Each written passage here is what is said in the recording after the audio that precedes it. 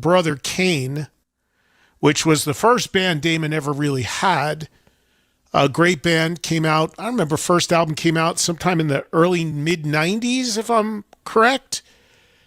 Had great stuff on it, like Got No Shame and all those tracks. And he's resuscitated that band in recent years, and he's made a new album with that band called Magnolia Medicine that's really, really good.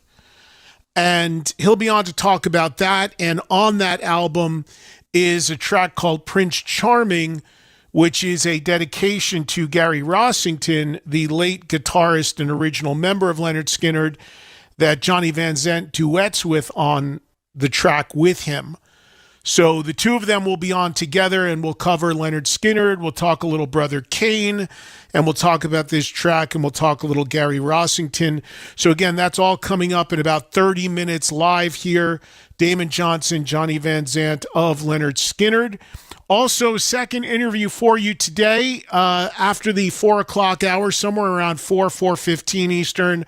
I'll be joined by Russell Allen. Russell Allen is a phenomenal singer who is best known these days for being one of the singers in Trans-Siberian Orchestra, which he's done that for many years, and also in the metal community, known for being the singer in Symphony X, a band that is in the prog metal world and, of course, touches on straight-up metal at times as well.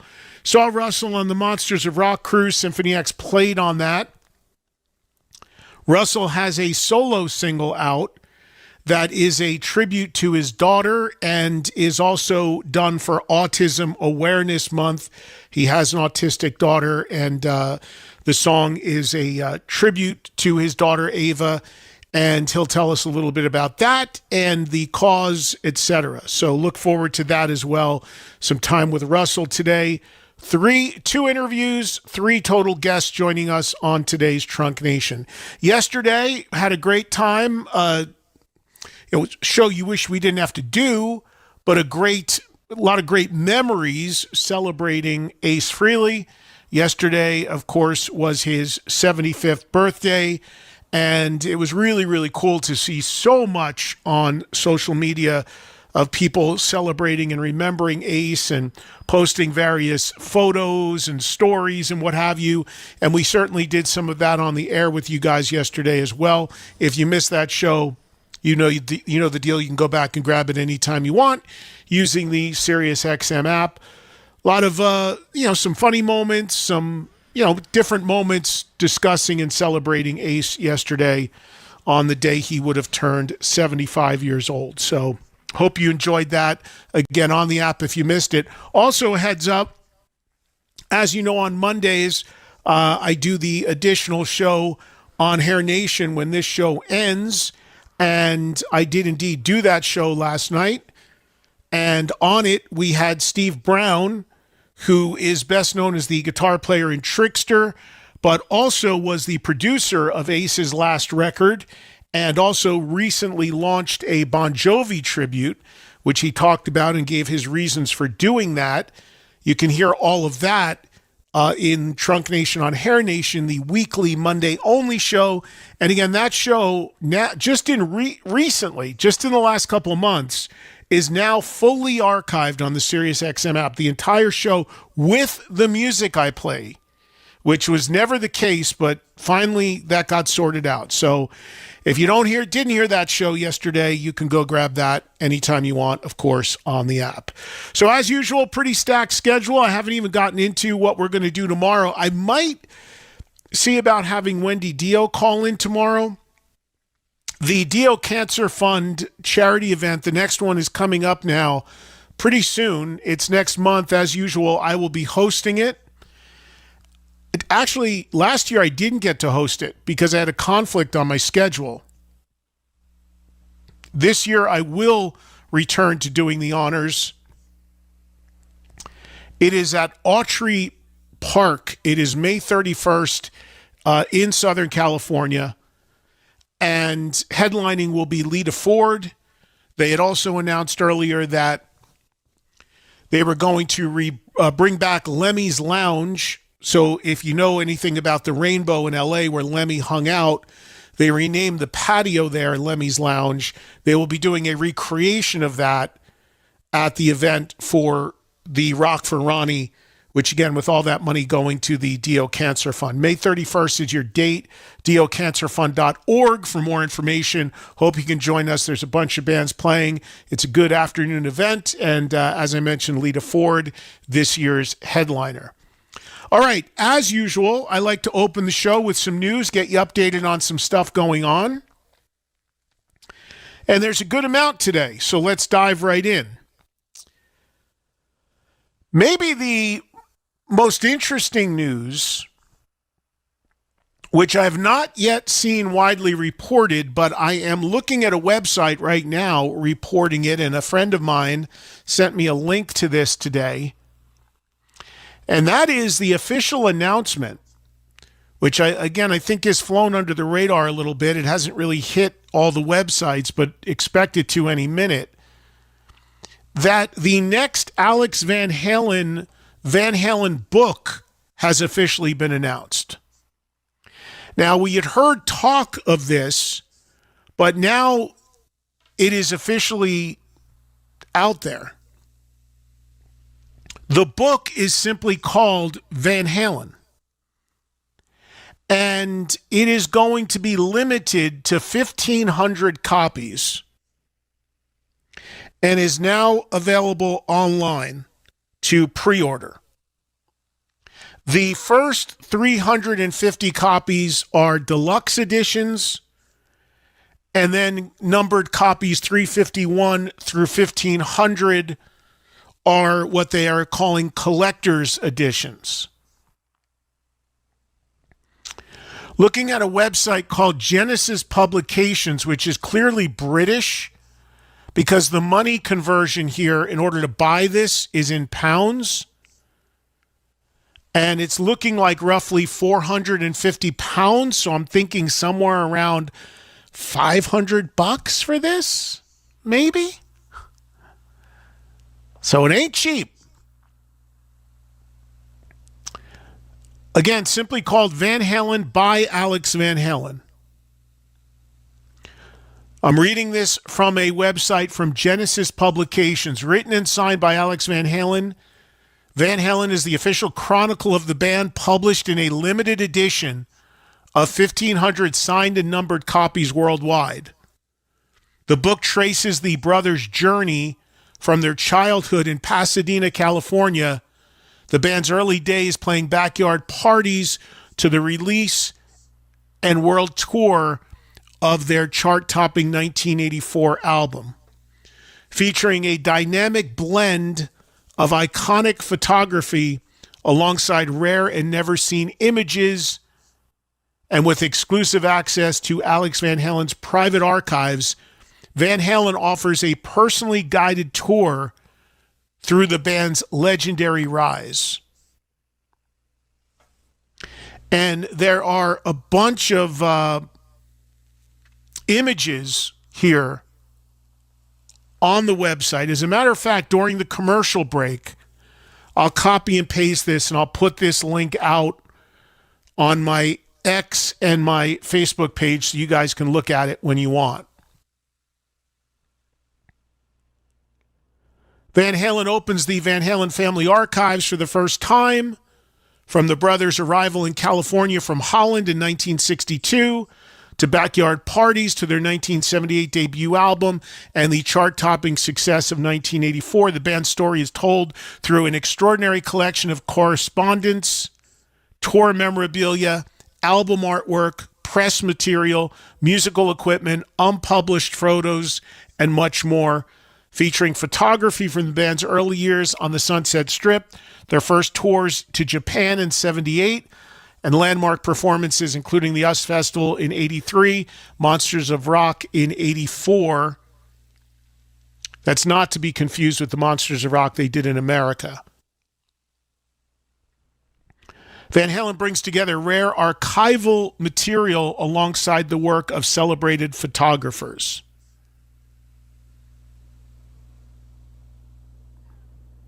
The wealth of archival material is accompanied by an original manuscript from Alex Van Halen, drawn from a series of new interviews conducted especially for this book.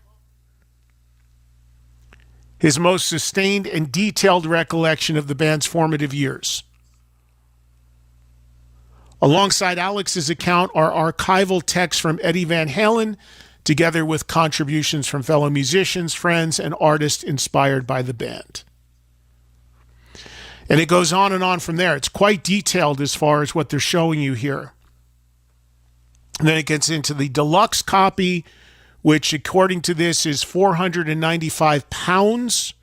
Again, this is obviously a British website. The collector's version, £345. So do the conversion for that, if you will. Looks amazing from what I'm looking at online.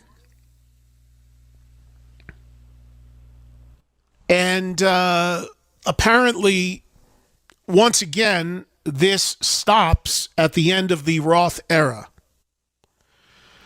which, I don't know how much of that is a bias against Sammy Hagar. There was a much made of that with the Brothers book from Alex Van Halen. However, when I actually read the book, I realized that it didn't make sense in that book to include Sammy because it ended in 1984. Now, look, there was a little jab. There was certainly a jab in that book when he said, well, yeah, we had other singers, to dismiss an entire era of Van Halen as, quote, other singers is obviously ridiculous. So make of that what you will. But I was not, and look, I love both eras of the band, as you guys know. I didn't come away from, outside of that little moment in the book, I didn't come away from Alex's Brothers book feeling like it was a slight to Sammy because of when it ended. Now, you can make the case, well, he ended it because he didn't want to talk about the Sammy era. But in my view, I looked at it as setting itself up for a sequel to talk about that era. And again, if it's a slight to that era, he's only slighting his own brother. Because it wasn't just Sammy Hagar's era, it was his brother's era and his era and Michael Anthony's era as well. They created that music with Sammy. They created those songs. They created those records and those videos and those tours. So if it was any kind of slight, sure, but you're only slighting a quarter and you're taking 3/4 of the whole history of the band, half the history of the band, and throwing it out. So I really hope that's not what it's about. And I hope that Alex gets to the point where he wants to do a book about that era and maybe a book like this about that era, because this book also ends in 1984 and focuses only on the original era of the band. So again, read into all of that what you will. The way I interpret it, and look, there's no doubt there's some grievances there, which hopefully he'll get over, because again, you don't want to leave an entire period of Van Halen. It wasn't a footnote. You don't want to leave that and ignore that. And now we're seeing some reissues from that era, which is a good sign. But I just look at it as he's chronologically going through the band's history, which obviously starts with them being kids through the original incarnation of the band. So I'm just saying to myself, well, hopefully he gets, the next phase will be 5150 forward, which would make sense, but we'll see on that. So anyway, this was an interesting announcement. We've heard talk of this. Again, the book is simply called Van Halen. And I don't know, I'm assuming Alex won't go out there and do signings and things like that he has done, because he's already selling them pre-signed, and they're cutting it at 1,500, which are all going to be signed. So we'll continue to follow this, but I thank my friend Hugo for sending me the link to this because I had no idea about it, and he just got the invitation to pre-order it because I guess he's purchased some stuff from, the Van Halen camp before. Another thing officially announced today, which I had heard rumblings about for a little while now, and now the official announcement came out, and that is the announcement of a quite extensive tribute album to the legendary German metal band Accept. The album is called Teutonic Titans 1976 through 2026.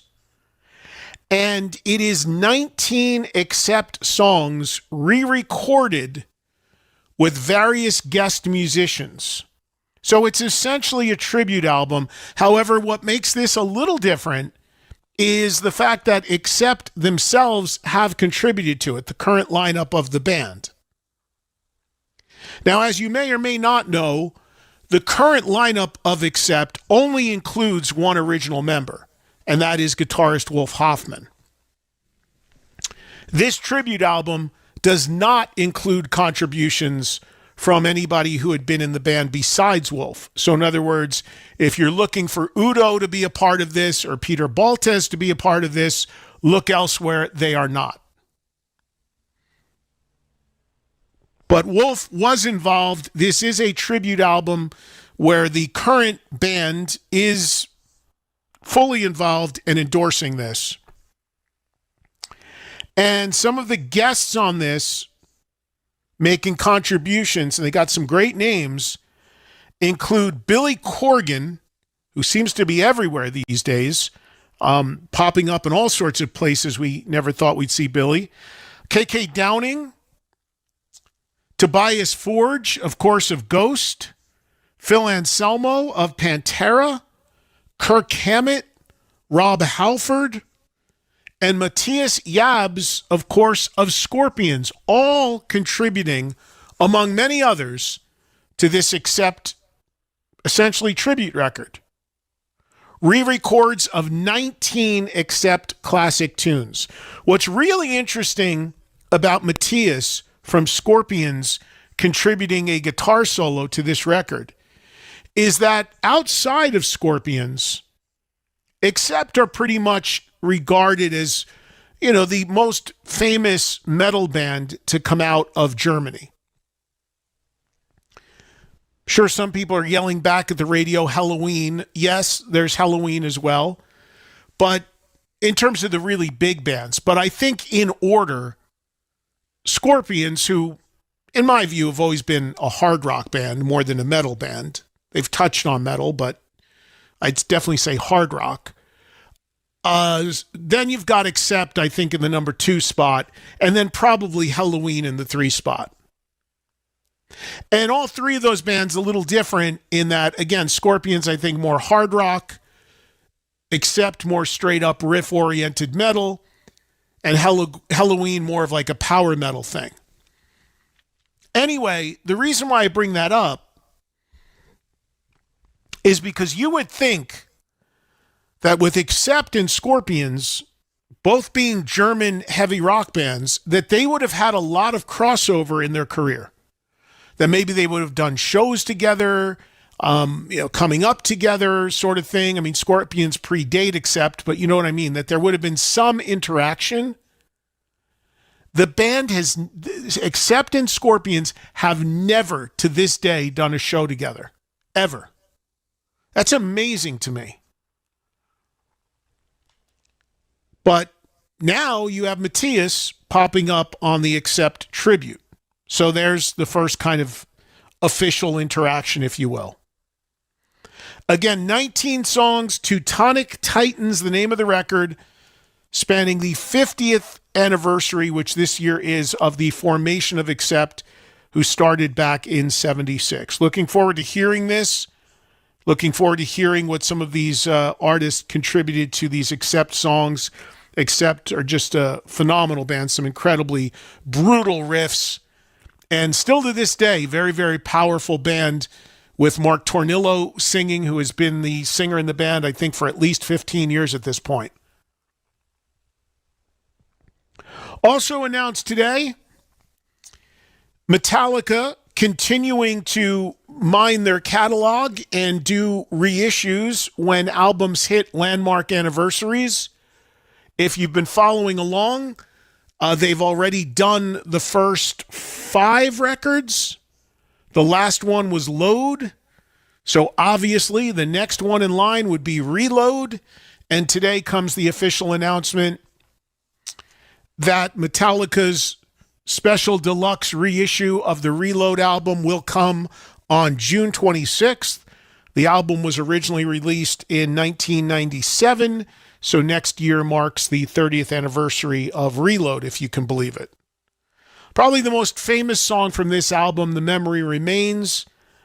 Again, all the bells and whistles that you've gotten on past Metallica reissues, if you have any of them, multiple configurations, CD, vinyl, 2 CD, 2 vinyl, 20 vinyl, 15 CD, booklets, Blu-rays, outtakes, just multiple configurations. I'm not going to run them all down, but you know how this works at this point with a lot of these reissues, all these different variations of them, no exception for Reload. So June 26th, the reissue date for that album. Metallica, as you probably realize by now, own their catalog, which many artists do not. They do. And a number of years ago, they set up their own record label that they call Blackened Records to do these reissues. So they control their catalog and these reissues fully, and they put a lot of work and care into these. I think I've got the first 4 albums in these reissues, and they're very, very well done. The remastering is really good too. They sound way more punchy without sounding overcompressed. So some cases this stuff is not worth it. In some cases it is. With the Metallica stuff, they do a great job with it. I think it definitely is worth checking out for especially for the hardcore fans. Also announced today, a new album from the band Europe. The album is not coming out till September 25th, so it's a ways away. Title of the album is Come This Madness. Today, what are we, about 5-6 months away from the release of the album? A single was released from the record. The song is called One on One. And a very interesting music video as well released for the album, or for this song, where it's just one guy, an actor, who is walking around and basically talking the lyrics. A very interesting approach. The band themselves are not in the video. It's kind of like a single shot of a guy kind of looking worn down. He's apparently a famous actor. And just kind of like hunched over and delivering his rendition of the song. You can check that out now on YouTube. Also interesting, there are some guest appearances on the coming Europe album, as you might expect from fellow Swedish artists, and they include Tobias Forge of Ghost. There's Tobias once again getting around on the Accept tribute on the new Europe album. And also Michael Ackerfeld from the band Opeth, also contributing to the new Europe album. You know, Europe is one of those interesting bands because here in America, they're basically known for one song, which of course is The Final Countdown. But outside of America, they have many more hits and are a much more highly regarded band and do way bigger live business where they can do arenas in other parts of the world, actually in Europe. So Europe actually is way bigger in Europe. To that end, there is a full European tour also announced, no U.S. dates announced yet. And the other thing, as I was reading through the press release about the announcement of the Europe album, I was hoping for some information about the documentary, because I guess it was probably about a year ago we had Joey Tempest on this show, and we were talking about a documentary that was announced at that time that was in production on the band But there was no announcement or no mention of the doc in the press release for the announcement of the album. But I'm told it's still in production. But as I know firsthand, with a documentary in production on me, these things do take some time, and you run into clearances and things that you need to address. And as you go along the way, you've got some hurdles you got to jump. So maybe they've run into some of that. I don't know. I spent some time with Europe's manager, my friend Adam Parsons, in Brazil. He was there at the time when I was there. We had a drink and talked, and he was catching me up a little bit on some of this stuff, and he told me the doc is still in the works, but obviously not imminent. A couple other quick notes. You guys may remember a band called Headcat. They played some shows predominantly in the LA area. Lemmy was a part of the band. Slim Jim from the Stray Cats, also a part of the band. And also rounding out the trio, Danny B. Harvey.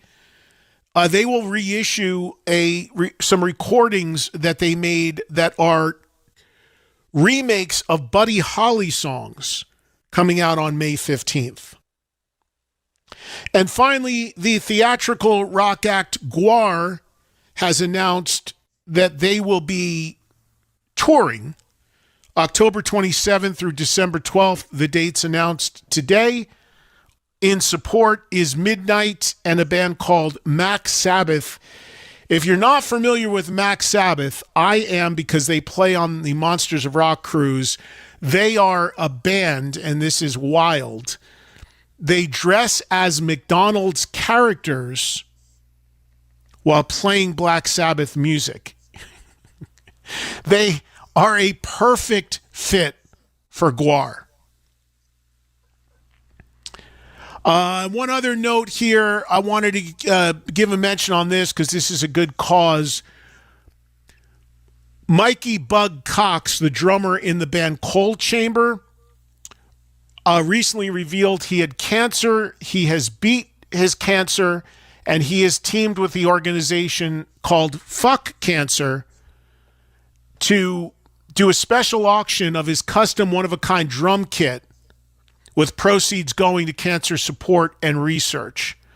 Coal Chamber recently played the Sick New World Festival this past weekend here in Vegas. And good to hear that Mikey is doing okay.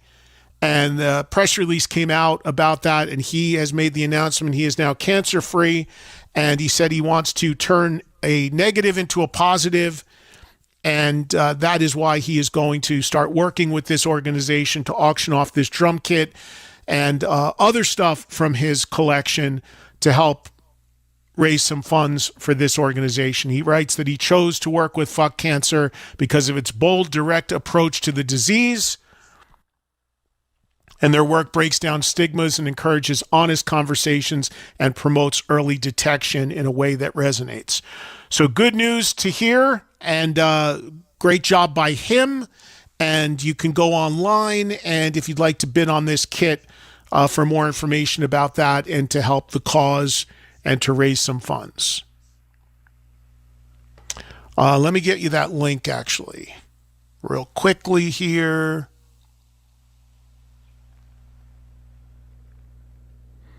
Okay, so it looks like the link is givebutter.com. I don't know why it's butter, Butter.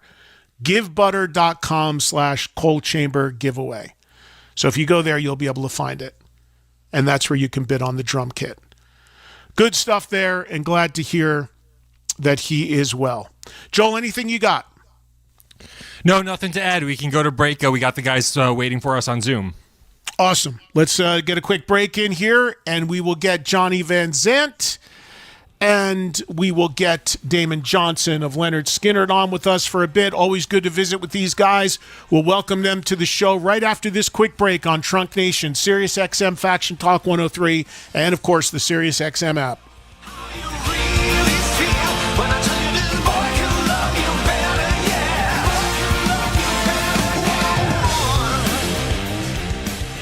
You binge shows, you binge podcasts, you binge snacks at 2 a.m. So why not binge comedy? Introducing SiriusXM's Comedy in Full, the new channel where the laughs don't stop at 5-minute clips. We're talking full stand-up specials, back to back to back. No skipping, no short clips, just the entire show, the way comedy was meant to be heard. Ready to start your comedy binge? Open the SiriusXM app and stream Comedy in Full now. Hey everybody, this is Sebastian Maniscalco.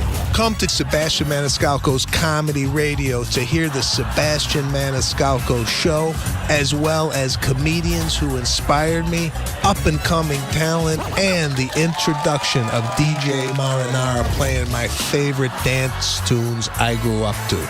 My exclusive 24/7 comedy channel is up and running. Channel 99 and on the SiriusXM app.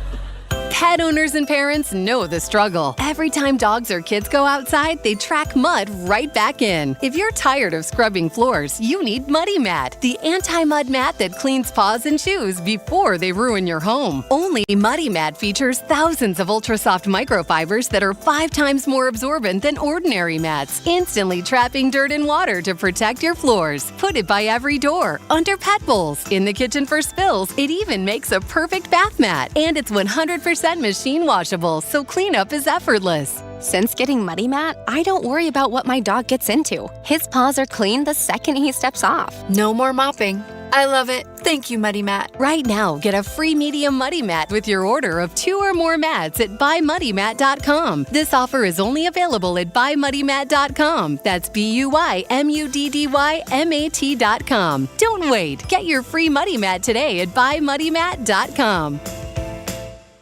Looking for a little extra fun? Chumba Casino lets you play for free with daily login rewards and a cheeky little welcome bonus when you sign up. Explore hundreds of online social casino games and jump in whenever it works for you. No routines, no pressure, just entertainment on your terms. That's Chumba. Only available in permitted states. No purchase necessary. See terms and conditions for details. VGW Group. Void where prohibited by law. 21+. Accredited investors, tired of the stock market roller coaster? Want to hedge your bets and looking for a smart alternative to grow your wealth? Ascend Capital Partners offers a real estate fund with annual target returns of up to 18% with monthly distributions, an attractive alternative to annuities without high fees or commissions. The fund invests in luxury, residential real estate projects across the country, and its proprietary high-tech platform streamlines every project, shortening timelines and increasing profitability. With a $100 million plus real estate portfolio and significant tax advantages, this fund can be a smart way to hedge your bets while receiving reliable annual target returns up to 18%. To learn more, call Ascend Capital Partners now at 800-455-7033. That's 800-455-7033. Or visit investwithascend.com. Investors should consider the investment objectives, risks, charges, and expenses carefully before investing. Target returns are not guaranteed, and past performance does not guarantee future results. Hi, this is professional golfer Mark O'Mara. When it came to building my personal putting green, I called Celebrity Greens, the leader in customized synthetic golf greens. Celebrity Greens designed an amazing backyard green for me and a synthetic lawn area for my dogs that looks and acts just like natural grass. You can't beat Celebrity Greens' attention to detail and exceptional customer service. Learn how to create a championship putting green in your own backyard. Call the pros at Celebrity Greens, 1-888-507-7960, or visit them online at celebritygreens.com. Now back to Trunk Nation. If it's hard, heavy, fast, loud, and rocks, you'll hear about it here. Rock is so far from dead, it's ridiculous. Trunk Nation. I don't go a day without getting my Trunk Nation in, just so you know. On Sirius XM's Faction Talk with your host, Eddie Trunk. All right, we are back and we are live on Sirius XM Faction Talk 103 or the Sirius XM app. And we are joined right now by two gentlemen I just had a chance to see and spend a little time with and also watch play in, of all places, Sao Paulo, Brazil earlier this month. They were right below Guns N' Roses headlining a huge rock festival that I've already told you guys about. That I had the honor of hosting, called Monsters of Rock, and it's always so good to see these guys and spend some time. I ran into Damon Johnson in the gym, keeping his figure in shape, and he joins us right now. Good to see you, Damon. How are you, buddy? Eddie, I was very proud of you, my old friend. There you were on the treadmill. You had your headphones on. I hope you were listening to the new Brother Kane album while you were Of course on I the was. Yeah, it was great seeing you, man. That was that whole it was. South American thing was fantastic, man. What a thrill to be down there with Skinner to play for those South American fans. It was just incredible. And also we have to welcome Johnny Van Zant. Johnny, good to see you, buddy. Hey, Eddie. I said, while you guys were down there working out, I was having a Snickers and a Coke in my room. Oh, man. Trust me, Johnny, right when I was done working out, that's what I went and did. That's the problem, man. It's the yin and yang. Yeah. I can't knock just one part of it out. I'm trying to maintain at this point. It made you feel better, Eddie. What the heck, you know? Oh, my gosh. I told myself I did. You know what I really did, Johnny? I watched Damon work out. I talked. I moved my mouth. That's usually what I do, Eddie. I just go down there and say, you know, what the hell. If exercise was just flapping your jaws, I'd be cut, man. I'd be in amazing shape. I know, me too. Johnny, you were just telling me off the air that whole run was great for you guys, right? You do really well in South America, huh? Yeah, you know what? We did that Monsters Rock thing there with Guns N' Roses, and then we had 3 other shows. Actually, I think we could have done more of them, but we had to come back home. We flew right back and went to Louisiana and did a thing out at the Superdome out there. And me and Damon went and signed some Hell House whiskey bottles. So we were pretty burnt. We're still a little crispy fried. You know, we've been doing things since we got back to the States here, and it's been a nice little run. And we're getting ready to go out with Foreigner, you know, this summer. So yeah, well, we're going to talk about all that. But tell me, what is Hell House whiskey? Tell me about that. Is that your own brand?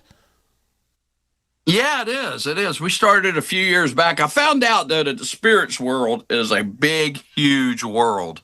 And to get it out there and get it, you know, known and everything is a really hard task. And me and Medlock have done quite a few of these in stores. We'll be signing bottles for fans and stuff. But you know what? Years ago, when Gary was alive, we drank enough of whiskey years ago that we kidded. We talked about, you know, hey, let's start. Oh, we just lost Johnny's audio. Johnny, we lost your audio for a second. Oh, boy. Oh, he muted something. Johnny, we lost your audio. We can't hear you. There you go. Now we got you back. Uh-oh. What happened? You're good now. There I know you we are. lost your audio for a minute. But go ahead. You were saying about you and Ricky and... Fill in, Damon. yeah. No, we got you Can now. you hear me? We got me? Yeah, we can hear you now. You guys, Oh. what the heck? Yeah, Are you? Am I We can back? hear you. Yeah, we got you. I'm going to take this off, fellas. Yeah, we can hear you, buddy. I see you. Yeah, you see me? I see Yeah. you, Damon. I just can't hear you guys that good. I'll get up closer. Y'all see my big nose. No, we can hear you fine. You got to unmute us or something. I'm not sure what you hit. Yeah, you just hit something. Guys, for some reason. I'm like, what the heck happened? Hang on, I'm going to turn it upside down. See, I'm going to hit buttons and see if anything pops up here. The You wonders guys of still there? technology. Damon, you involved in the whiskey? You want to pick up the story? Yeah, I'm involved simply in that I support Johnny and Ricky going to these bottle signings. You know, and I think what Johnny was, you know, getting at is like, it's such a big operation. And, you know, he was talking about Gary when Gary was still, you know, with us and with the band, you know, they talked a lot about possibly some kind of a whiskey, you know, collaboration with Skinner and some distillery. And that's what came together a few years ago with this Hell House whiskey, Eddie. And it's really been an awesome thing. The company even wrapped a couple of the semis, you know, that we tour with. So it's, you know, it's got their logo and all that on the side of the trucks. And, you know, it's been a lot of work, I know, for Johnny and Ricky. I did go to this one in New Orleans with Johnny And man, the fans are incredible. They love being able to get up close to the band guys, and there is definitely something synonymous about Leonard Skinner and whiskey. So it's been it's definitely been a good productive partnership. And yeah, man, I think it's been great for everyone involved. Can you guys hear me? Yeah. Yes. Can you hear us now? Okay, I'm just going to have to do this because I can't figure out how to get the volume back up. You know what? Oh, okay. They never gave me this in school, in rock and roll school. I got to talk to my professor about all this technology. Hey, Johnny, going back to music for a second. When you with Skynyrd, you've been in the band a long time now. Was Skynyrd always popular in these parts of the world outside of America? Did you guys? Eddie, the first time I went over to Europe with Skynyrd, I was so surprised. I think it was in the early 90s, and just blew my mind. I was like, oh my God, what the heck is going on? So it's been an amazing trip, outside of the United States. Skynyrd, hey, Sweet Home Alabama and Freebird, quite a big songs, Yeah, it is amazing, man, to see that firsthand in a stadium earlier this month. 50,000 people. You guys fit on any bill, whoever's around you, whether it's Guns N' Roses, whether it's Hailstorm, whether it's Extreme, whoever it is. People love Skynyrd. They love the songs, even if it's a different language, which, of course, in Brazil, they speak Portuguese. They don't care, man. They were full on into it. That is such a cool thing to see. And Damon, for you being, the new guy, if you will, in Skynyrd, how universal the music is, but to be up there playing it for people in these other countries has got to be incredible when you see that reaction. It is very overwhelming, Eddie. I've done a fair amount of touring internationally before I became a part of Skynyrd, but going with this band, with these great musicians and these incredible songs, it's a different level of passion that I see from the fans. We went to South America. I went with Skynyrd for the first time just 2 years ago.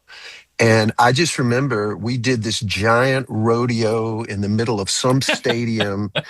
It's like, almost the same size crowd, Eddie, as what you saw when we played with Guns N' Roses. And I just remember coming out on stage, and like early in the set, we played a song like Tuesday's Gone. And there were like these grown Brazilian men out there just sobbing, just fully sobbing and holding their wife or their girlfriend close. They were so moved, literally to tears, that Leonard Skinner was there and we were playing these songs. And they know the words, they're singing them back to us, as loud as Johnny's vocals are coming through the PA. They're singing them right back at us. So you've had plenty of people on your show, Eddie, that have talked about the South American rock music fans. They are simply incredible. It's a level up. It's a notch louder. It's a notch more passionate. It's incredible down there. Yeah, it really is. I've had the chance to go down there a couple times, and I tell the audience all the time, it really is crazy how those people are and how they react to stuff. And I'll tell you, Damon, to your point about being emotional, we all are big music fans, and we all grew up with all this music that we love. For me, when I see bands like Skynyrd, I just hosted a show with Cheap Trick over the weekend. When I see bands from the 70s, which is the era as a little kid I grew up into the music, it is emotional for me now because I'm so happy I'm still seeing a band up there playing the songs, but it takes you through your life. Like when watching Cheap Trick the other day, they hit on all these different eras of 50 decades that or 5 decades they've been doing it. And I'm like, okay, yeah, this one I was in high school. This one I was in junior school. This is when I got my first car. It triggers that stuff in you. I think that's part of the emotion of it. I think you're right, buddy. Yeah. You talk so much on your show about nostalgia and the power of it. And it's, all of us that are musicians and touring in these bands, we're so fortunate that, these songs have struck so deeply into people's consciousness. They want to see the band relive those songs, relive those memories when they were young. To your point, Eddie Trunk, and I have not even told you this, Johnny.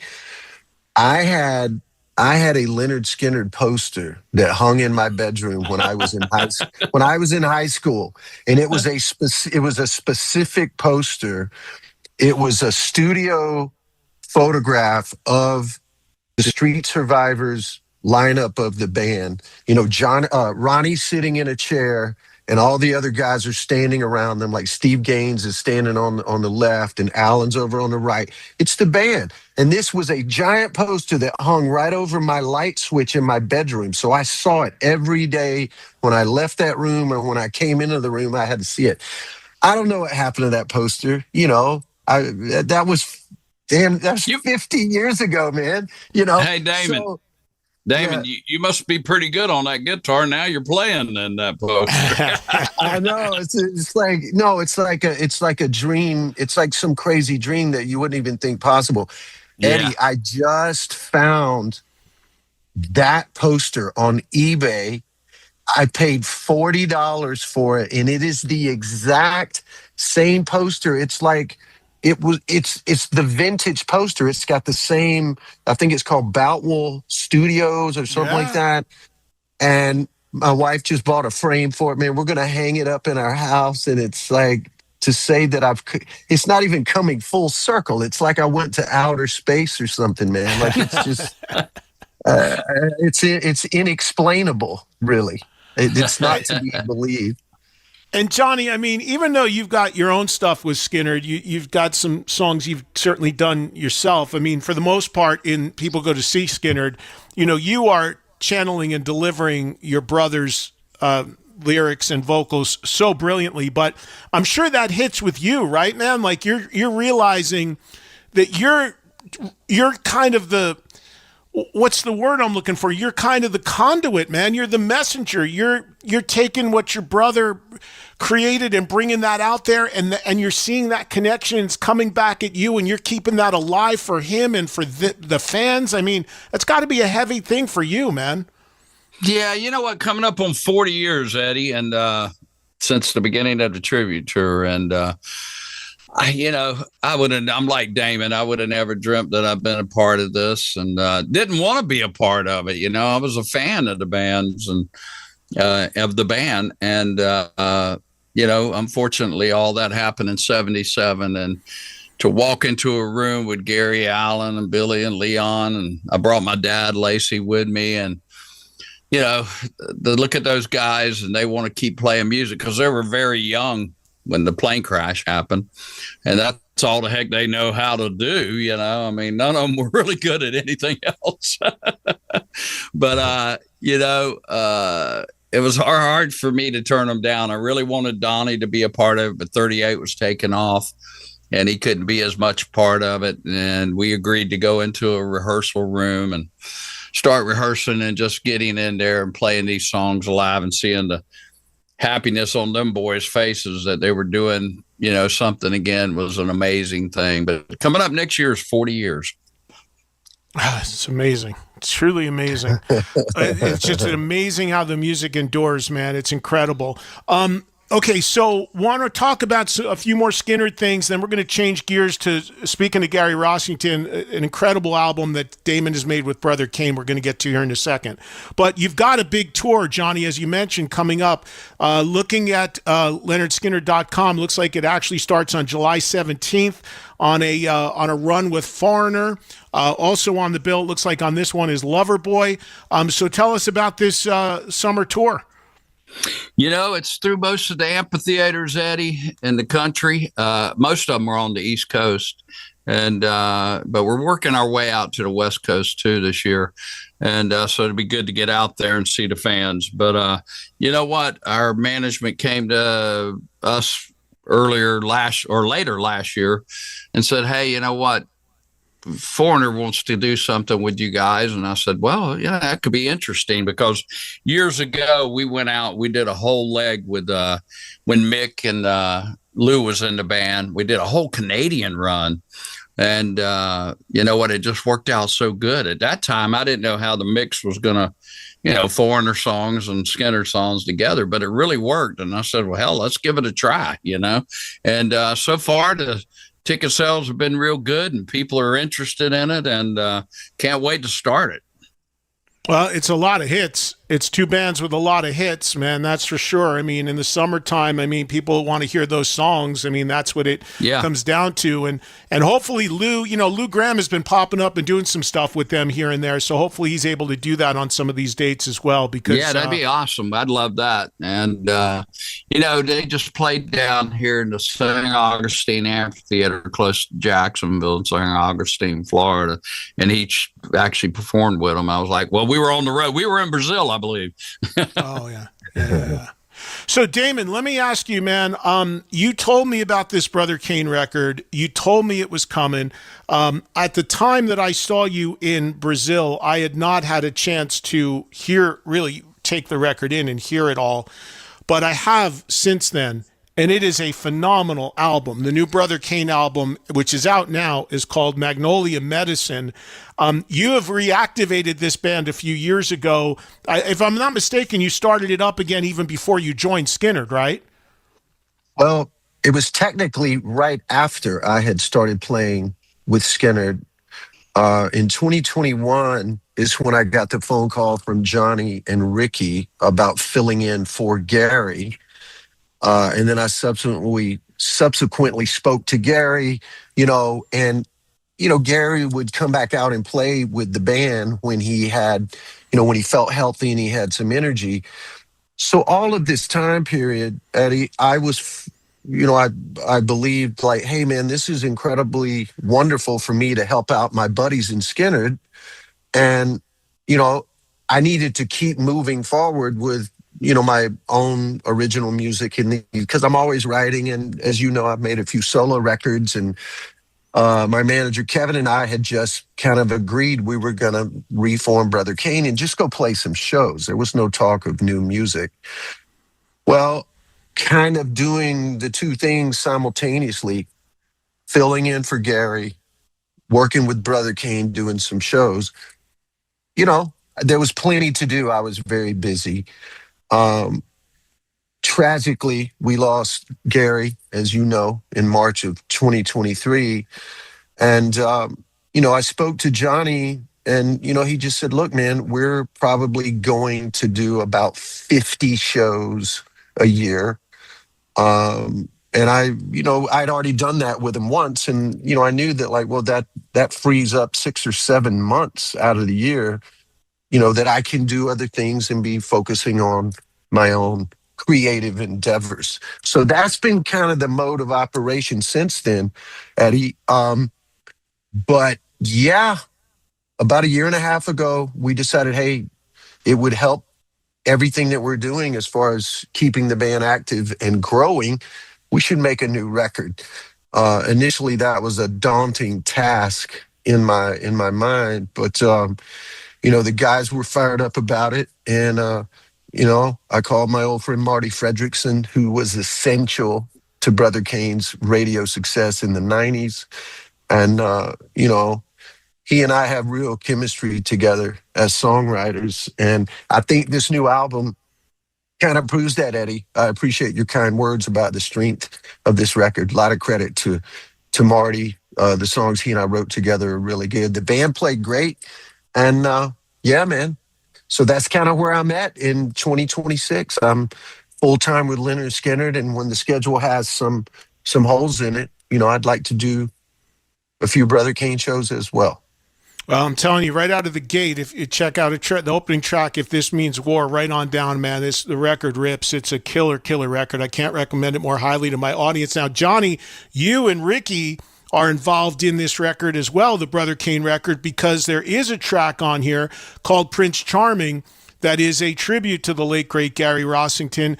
And Johnny, you sing with Damon on that track, and Ricky contributes as well. Tell me about how you did you get involved in writing the song as well, Johnny, or did you just cut a vocal on it? Tell us about your involvement. No, Damon came to my room. We were on the road, and said he had this song thing. I said, well, play it for me. And he started playing it for me. And I went, oh, okay. And then he asked me to be a part of it. And man, I was in Nashville doing something. And he asked, I said, hey, I can do this. I can sing this thing.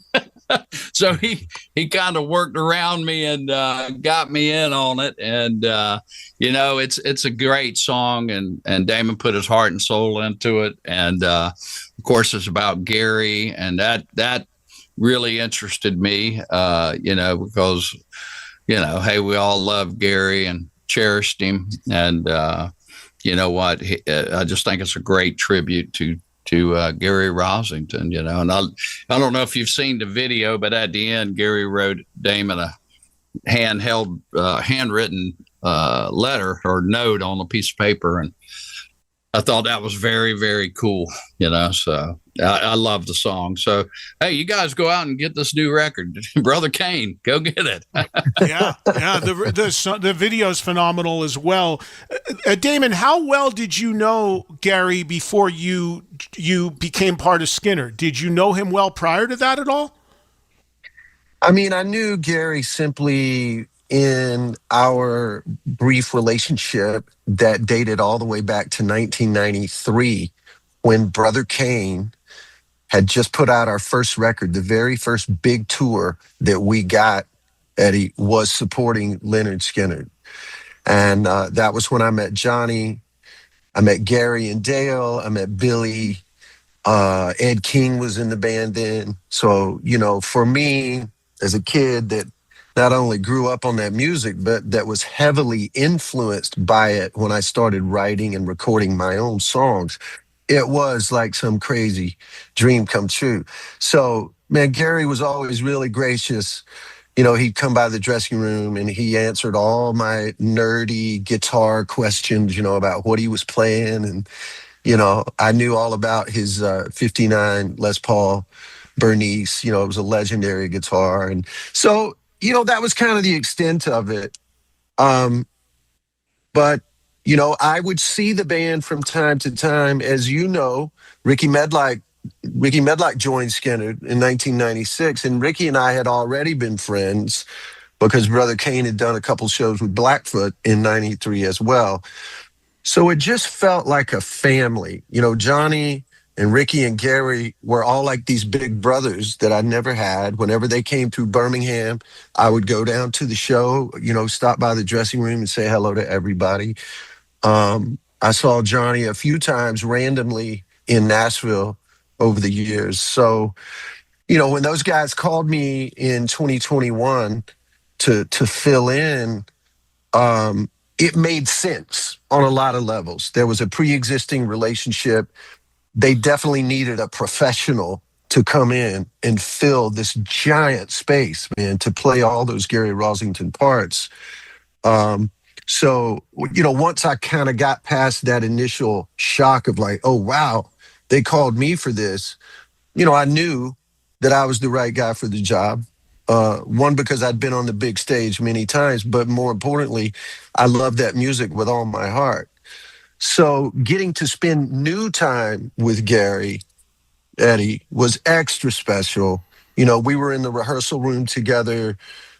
We got in 2022. He and Dale were there, so we had a rehearsal. We were going to kind of structure the set around me consistently playing at least the first half of every show.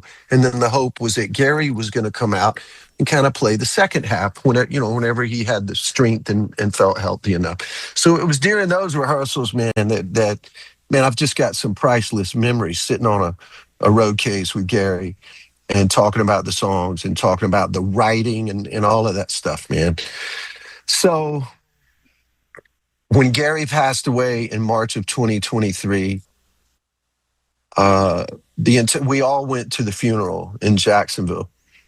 And it was one of the most powerful, moving experiences I've ever had. We've all been to funerals. We're all old enough that we've lost important people in our lives. This had a different gravity to it for me. I was incredibly moved by it. Johnny and Ricky got up and spoke. Paul Rogers was there. He came and paid tribute to Gary. It was beautiful. It was sad. It was soulful. It was just all these things. And I just kind of got in my head about it. Immediately after the funeral, everyone flew home. So I came back home to Nashville, got in my truck at the airport. It was raining and I was driving home. And as a songwriter, I've never had a song just arrive fully formed. And this one kind of did that, Eddie. I've read about songwriters having that experience. It had never happened to me. Songwriting is hard work. You got to sit down, pen and paper, cup of coffee, guitar, and just grind it out, man, and see what you can find. I was almost to my house, sitting at a stop sign, and I heard the whole song in my head. The lyrics, the melody, the arrangement, all of it. And I just remember being very moved by it and thinking, wow, this is wonderful. Like, what a beautiful song. I don't know what's ever going to come of it, but here it is. And, I never wrote it down. I never sang it into my phone.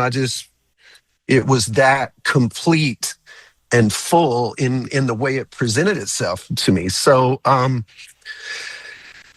thought maybe one day if Johnny's working on a record or Ricky's working on a record, I might pull it out and let them hear it and see what they think. We could work on it together. And, jump forward 2 years, and we're doing this Brother Kane record.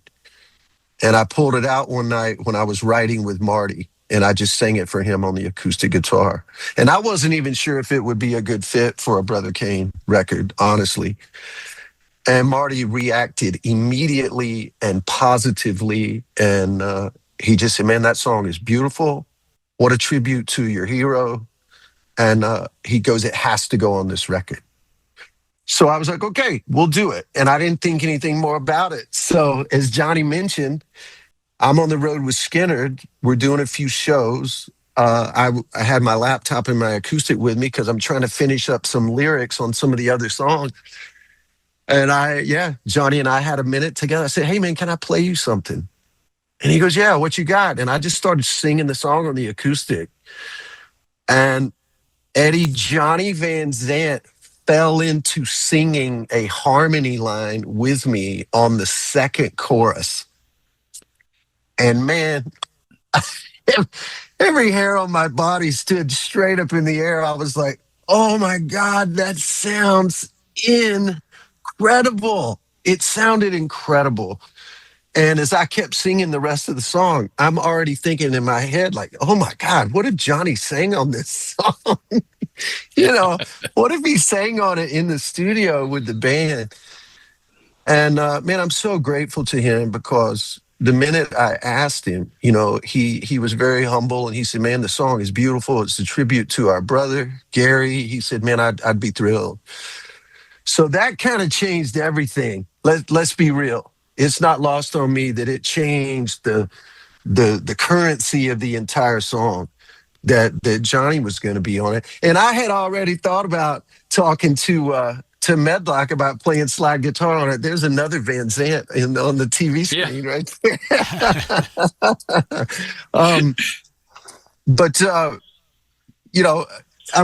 That I'm going to stop with the story right there, Eddie. I know that was a long-winded dissertation, but it's all important to the story of this song and how Johnny and Ricky. And it's a great story and a great song, Damon. Thank you for having me on it. Yeah, and man, what's the significance of the title? Was that a nickname of his, Prince Charming? Oh yeah. Yeah, Johnny, why don't you want to tell them about that? They call you Prince Charming. Oh, yeah. Can't speak a word when you're full of lose.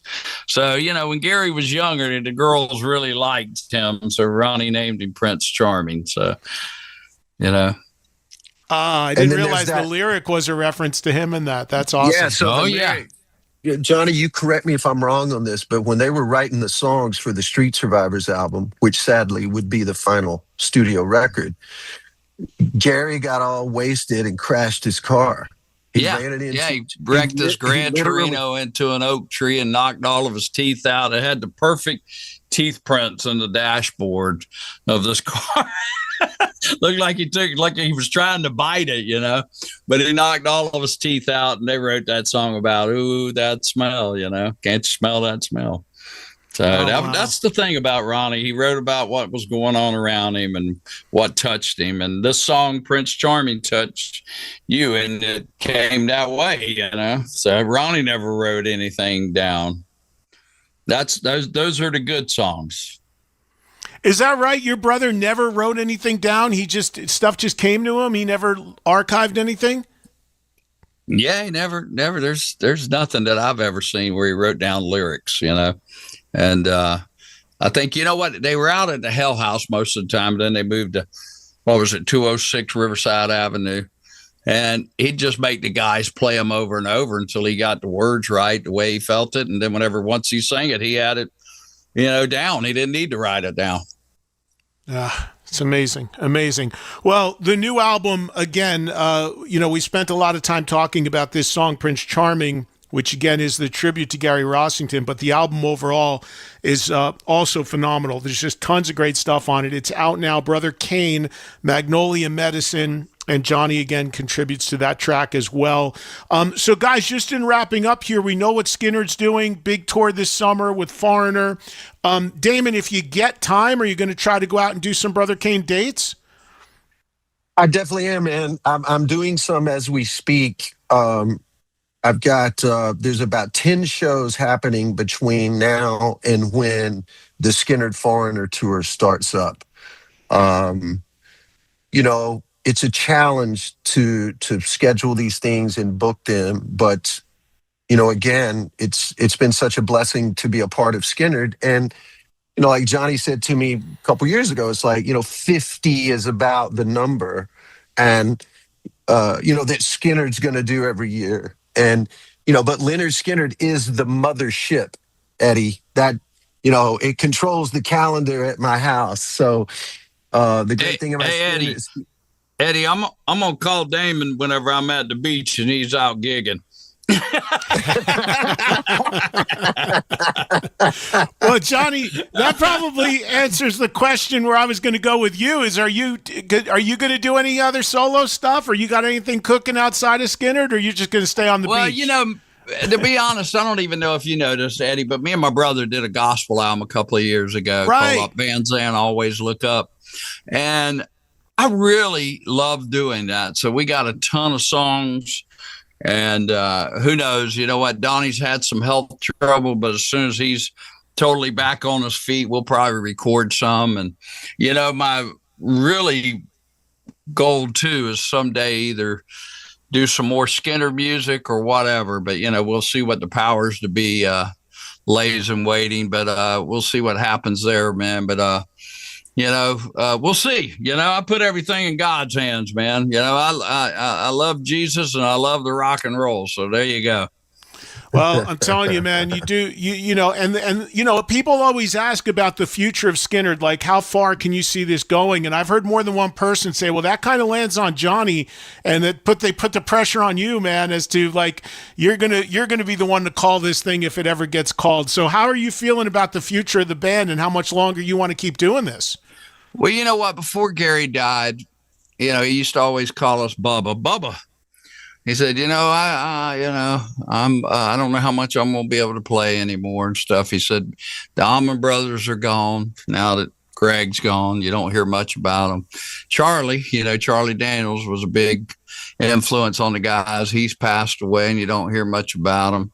He goes, whenever I'm gone, man, I hope this music can carry on, So he was wanting it to carry on. So as long as I have good health and got good people like Damon Johnson, Ricky Medlock, and all the guys and girls in the band, we'll see where it leads us, Hey, you know what? I always say it's up to the fans. You come out, we'll play, because I love doing it. You know what? I've had people tell me, oh, you're not Ronnie, you're not this. You need to wear a cowboy hat. You need to go shoeless. I said, well, that was Ronnie's thing. I'm Johnny, and 40 years next year's a long time, and people have been coming back, and they just love this music. They love what it is. It's more than fans. I call it our Skinner Nation, like you call yours Nation, they're family to us, man. We're the Grateful Dead of the South. They follow us around all summer and come to the same shows, and just about hear the same set. This year, Eddie, we're doing some cool stuff. So you'll have to come back out and check us out, man. We appreciate you supporting us.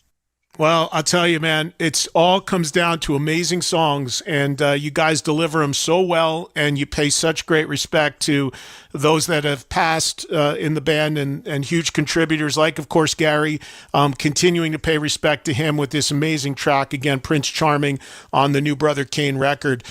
Guys, it's always great to see you. It's always great to talk, and I can't wait to see a show again right here in America, hopefully sooner than later. And again, appreciate all the time, and thank you for keeping this amazing music alive. You both do an amazing job flying that flag, man. Thank you so much, Eddie. Thank you, Eddie. All right, guys, take care, all right? Johnny, we'll let you get back on the beach, buddy. Take care. All right, I'll see you, man. See you, Damon. See you, buddy. All right, talk take soon. care. All right. All right, there they go. Great guys, amazing band. Damon Johnson. Appreciate him. Again, check out that Brother Kane record. It's incredible. It is out now, and I'm telling you, there's some amazing stuff on that record, including that song, which is the tribute to Gary Rossington, which Damon just told us about in depth. But again, just to make sure everybody's clear on how this is, there's two bands here. Brother Kane was Damon's band that he first came on the scene with, early 90s. That's the new record. The new Brother Kane record. And then, of course, Damon is now, for the last 3-4 years, been in Skynyrd, maybe 4 years, replacing Gary Rossington, originally going in to sub for Gary while Gary was having health issues, and then ultimately replaced him after Gary passed away. So that's the story on all of that, and truly the Brother Kane record is killer. I've been listening to it a lot lately, and look, I can't speak more highly about Skynyrd. I know no original members. I get all that, but again, you just heard from the guy who's the brother of the guy who has been holding the fort for 40 years and doing it remarkably well. And again, what I like so much about Skynyrd is how they represent it. They're not telling you they're the original Lynyrd Skynyrd. They're not taking those accolades. They are telling you this was amazing music created by sadly almost all folks who have died at this point, whether it was the plane crash or something other, and we're keeping it alive. And having witnessed it firsthand recently in Brazil, it is global, the impact that music has on people. But to me, because I have very mixed feelings about how some bands present and others don't when it's no original or one original members. Some have a way and strike the right tone with it. Some, in my opinion, do not. Skynyrd does. I mean, when they play Freebird or whatever it is, they put up candles with everybody's name. Johnny says right out of the gate, we're here to pay tribute, represent the music that my brother and these other folks created. So it's really, extremely well done, and they're great songs. You just can't help but to love hearing those songs live. So you'll have plenty of opportunities this summer on the tour we just mentioned, LynyrDSkynyrd.com, and for information about Brother Kane, BrotherKane.com is the website. All right, we got to take a break. When we come back, I've got another guest for you today. We're going to be joined by Russell Allen. Russell is the singer in Symphony X and Trans-Siberian Orchestra. He has released a new solo song, and that is for Autism Awareness Month and in honor of his daughter. We'll get into the story behind that right after this on Trunk Nation. Peace on your way to that great over yonder.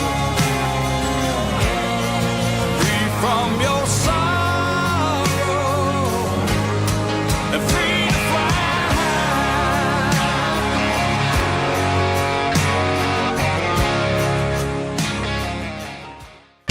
The whole journey from New Jersey nights to superstardom and stadium lights. Hi, I'm John Bon Jovi. So many folks over these 40 years have really been on a ride with this band.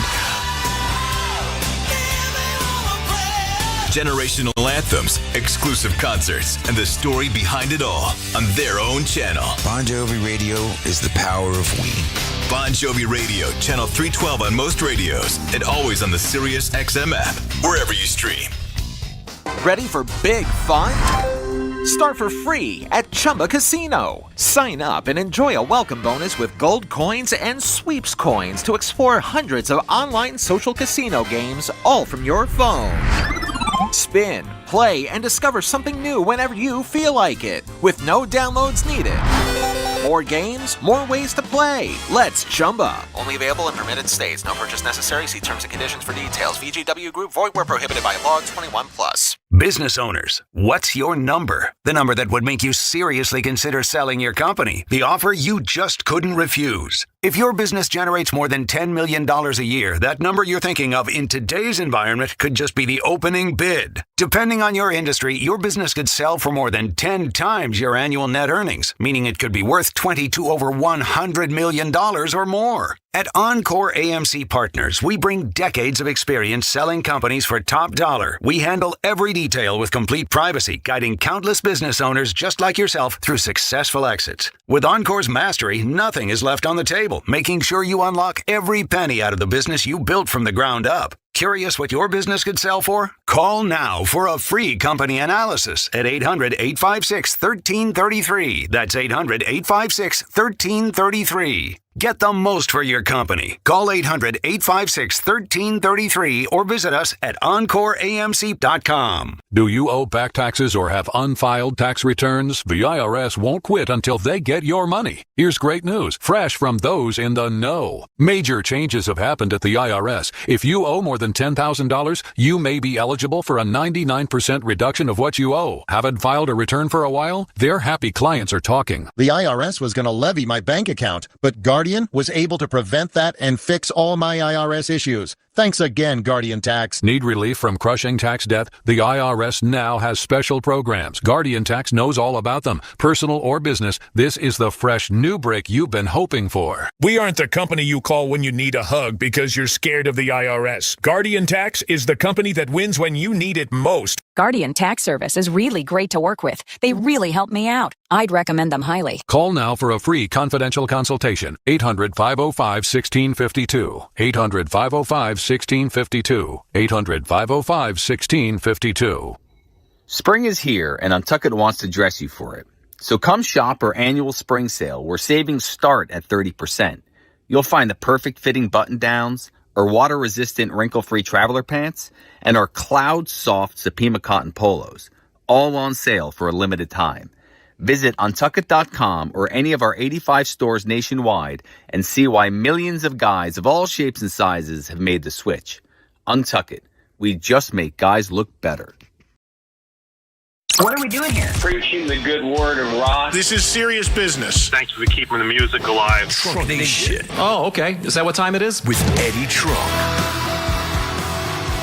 All right, just wrapping up here a couple minutes ago with Damon Johnson and Johnny Van Sant of Leonard Skinner. If you missed that interview, you know the deal. You can always go grab it anytime you want using the Sirius XM app. Everything is on demand. Busy Tuesday here as we continue covering the world of rock as we do every day live, 3 to 5 Eastern, noon to 2 Pacific on Faction Talk 103. And again, anytime you want on the app. We are now going to be joined by an old friend and a great singer, best known these days for his band Symphony X, as well as being a singer in one of the versions of Trans-Siberian Orchestra, which has become an annual holiday juggernaut. And that is Russell Allen joining us live right now on Trunk Nation. Russ, what's happening, buddy? Nothing much, Eddie. How you doing, man? I'm good. We just had a chance to hang out a little bit on Monsters of Rock Cruise. Did you have a good time on there? It was great. I had a blast. Well, except for the part where Symphony X got rained out on the last night. But other than that, it was killer. You know, we were talking a little bit about this when I saw you on the cruise. It's pretty amazing with Symphony X because you guys can literally, like, you find yourself on a cruise like Monsters of Rock, and then you'll be on a progressive cruise, and then you'll be on an all-out metal cruise. I mean, you guys are real shapeshifters, huh?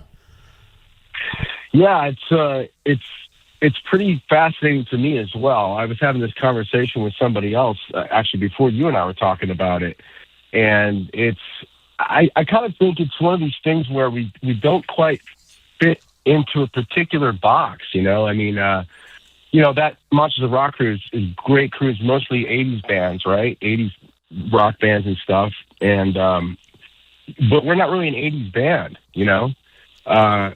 And so I think that, you know, we don't really have like a specific era that we're tied to, like an 80s band, a 90s band, 2000 band.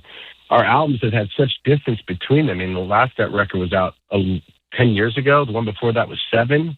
So, we kind of crossed that line between prog and metal and rock. And so it's a blessing and a curse, Eddie, to be honest with you, man. But it does open up the doors to get into all sorts of different shows and festivals, like you're saying, and cruises. How do you feel it's a curse because people don't know what to do with you? Sometimes, yeah. You know, it's like going to the buffet, right? You know, you can, if you love steak, you can just go all for the steak. If you want pizza, you're going to get the pizza, you know, seafood, whatever. We're kind of like a little bit of everything, you know, and you're getting a little bit of everything of those audiences, you know, that crossover thing. And so I guess the curse is, yeah, we don't have that nailed down identity, but I love it. Actually, I think it's great as an artist to be able to cross so many lines and experiment as we've had over the years. So it's great. It just hasn't been like a thing where we're categorized into this particular lane and then we can just rock it down that lane. That's just not the way it played out for us. Yeah, yeah. Well, listen, I know you're calling today to talk about a solo song that you released called Love Her Like I Do, which is also dedicated to your daughter, Ava, who is autistic. And you had pointed out to me that April is Autism Awareness Month, which we're still in April. So tell the audience about this song. And is it coming from what will be a full solo record, or is this just a standalone single? Well, first off, thanks for having me on to talk about this, Eddie. I really appreciate it. It's something important. That's really near and really near and dear to my heart and to a lot of people out there. Our daughter Ava was diagnosed on the spectrum, autistic spectrum, at about 1.5 years old, 1.5 years old, and you know, for families that get this diagnosis for their children, it's a lot. It's a really challenging life moment for everybody.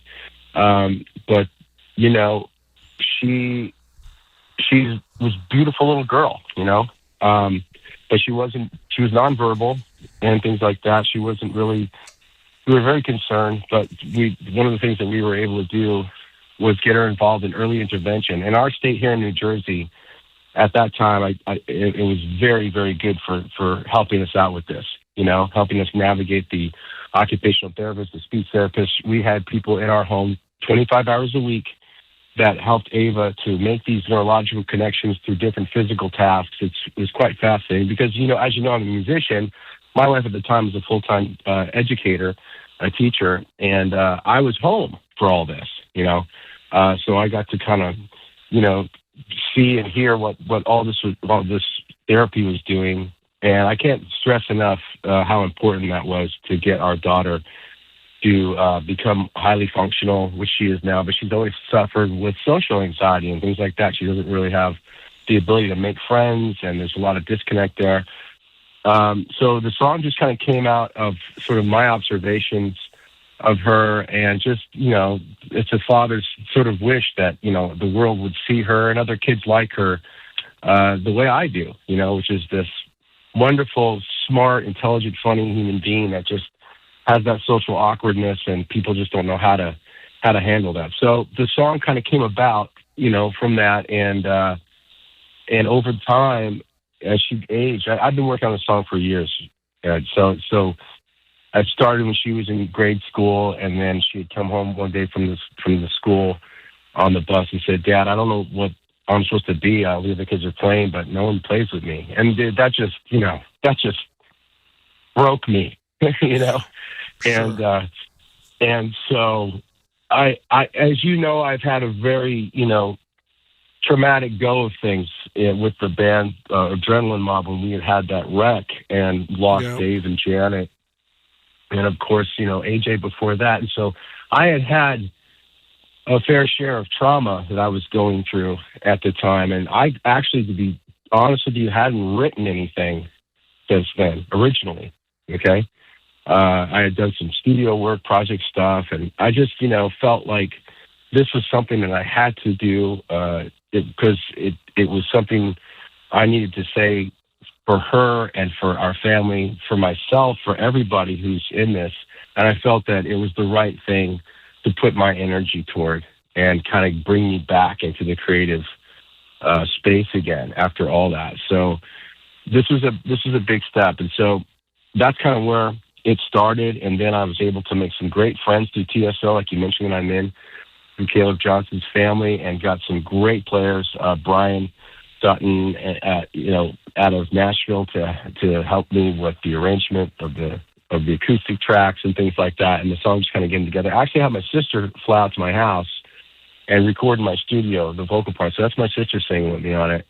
And the song just kind of took shape, and I finally got it done. And I wanted to get it out this year in time for Autism Awareness Month, Acceptance Month, I think it's called now. And so that's the motive. And in terms of your question about an album, I don't know. This was the first step back for me, man, writing stuff on my own.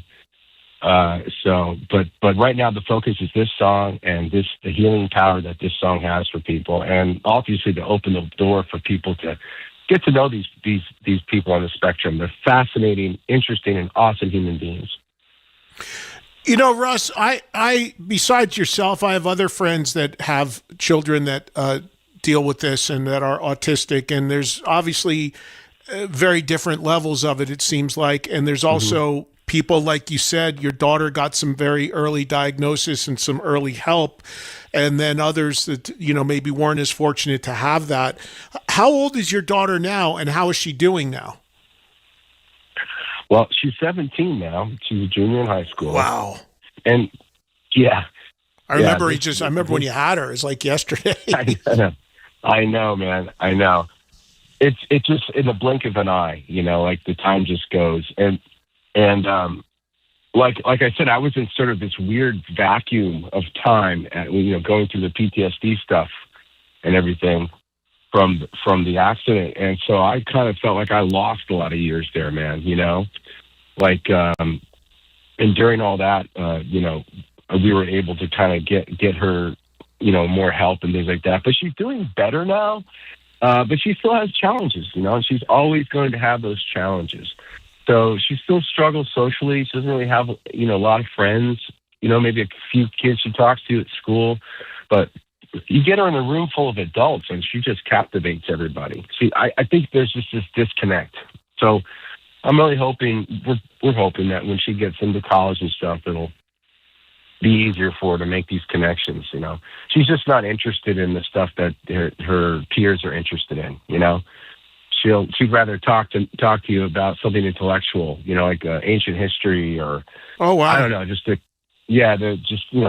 she also has this sort of like, superpower, if you will.